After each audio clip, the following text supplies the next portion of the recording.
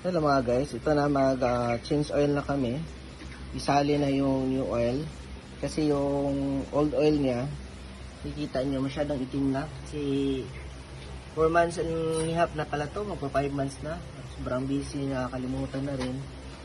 Ngayon lang magka-time. Kaya, let's do this. Yan. 1 liter yan, uubos yan ni Mike. 1 liter. 1 liter talaga. Hindi dapat magsobra, hindi din dapat magkulang, dapat sakto lang. Sakto lang, pag sobra kasi mabibigatan ng makina. Hindi ba siya mag-overflow or mag-leak? Hindi naman. Yan. Kailangan talaga natin mga guys mag-maintenance para iwas aberya. Every drop counts yan. Yan.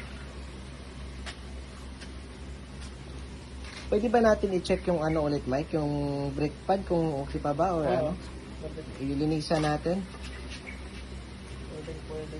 Para kasi last time kasi guys, nakita niyo sa vlog ko, sa rear brake kasi kumagat siya. Yung pinost ko doon, siya din yung nag-ayos guys, si Mike. Bakit pala yung kumagat, Mike? Anong nangyari pala doon? Siguro ng hit sa sa brake fluid pati O hindi dumalo yung fluid niya. hindi dumaloy maayos. Kaya kumagat talaga sa. Nasabi mo kasi hindi siya balance.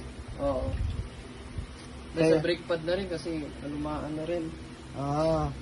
So ano bang brake pad pinalit mo doon? Any kind of brake pad ba? Any kind na pareho lang talaga siya. Yung sa Raider na brake pad, pwede yan ba? Raider. Mm. Raider or XRM Trinity. Basta same size lang Same talaga size. siya. Tapos Same maganda lapat. yung dapat maganda yung classic. Kapag ordinary lang kasi, pareho lang din. Mag-wear out lang. Mga ilang buwan ba yan palitan ng brake pad? Depende sa mileage na itatakbo. Saka kung kakagat ba siya no, kung hindi. Tama. Okay. So ayun guys, naririnig nyo.